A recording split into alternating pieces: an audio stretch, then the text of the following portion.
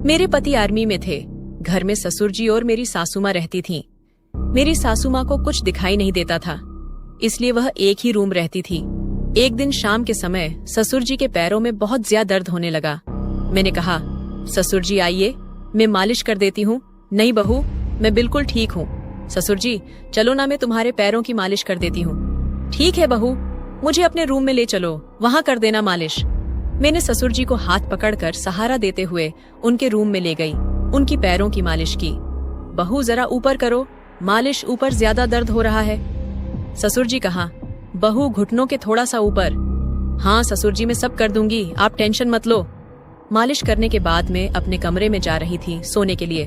तभी ससुर कहने लगे, बहू तुम यहीं पर सो जाओ, मेरी देखभाल कौन करेगा। ठीक है ससुर जी, आज मैं यहीं पर सो जाती हूँ। ससुर जी को मैं अच्छा समझकर सो गई, लेकिन मैं जब सुबह उठी तो मेरे बाल उलझे थे। मेरे गाल पर ऐसा लग रहा था जैसे किसी ने रसमलाई समझकर इस स्वाद लिया हो। मैंने मेरे ससुर को देखा तो वह गहरी नींद में सोए थे। मैं उनके पास गई और कहा, ससुर जी देखो ना, मेरी तरफ में इतनी बदल कैसे गई हूँ। यहाँ कोई आया था क्या? नहीं बहू, यहाँ तो कोई भी नहीं आया। दरवाजा तो अंदर से बंद था। बहू ये तुम्हारा भ्रम है। लेकिन मेरे निचले हिस्से में भी बहुत दर्द हो रहा था, जैसे बहुत बड़ा था। ससुर जी बात मेरी नहीं है, मेरे निचले खजाने के मजे किसी ने लिए ऐसा लग रहा है। लेकिन बहू यहाँ तो मेरे सिवा कोई नहीं था। मैं भला अपनी बहू के साथ ये सब कैसे कर सकता हूँ?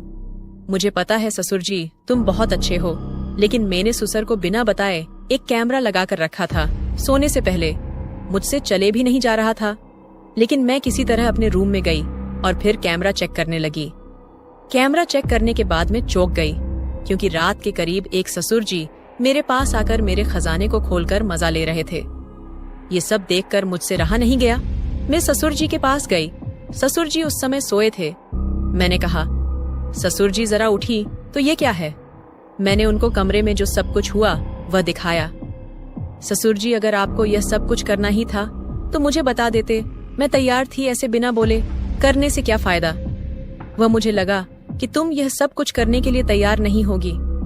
तुमको तो पता है कि तेरी सासू माँ देख नहीं सकती हैं, उनके साथ ऐसा करना ठीक नहीं है। मैं जानती हूँ ससुर जी आपका क्या हाल है। चलो कोई बात नहीं, लेकिन आज रात हम खुलकर मौज करेंगे। जब शाम हुई तो ससुर मेरे कमरे में बिना बुलाए आ जाते हैं और फिर मेरे पास आकर कहने लगे, बहू चलो फिर शुरू करें। ससुर जी अभी तक दर्द हो रहा है, एक बार खोलकर तो दिखाओ। ठीक है बहू, आओ मेरे पास। देखकर मैं हैरान हो गई। ससुर तो लंबे रेस के घोड़े निकले। ससुर जी अब देख क्या रहे हो, खजाना तुम्हारे सामने है, आओ। ससुर जी इतना सुकून तो मुझे मेरे पति से भी नहीं मिला।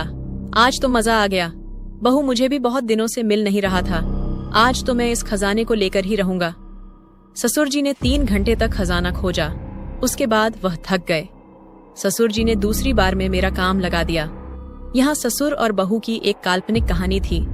इसका उद्देश्य किसी को उत्तेजित करता बिल्कुल भी नहीं है।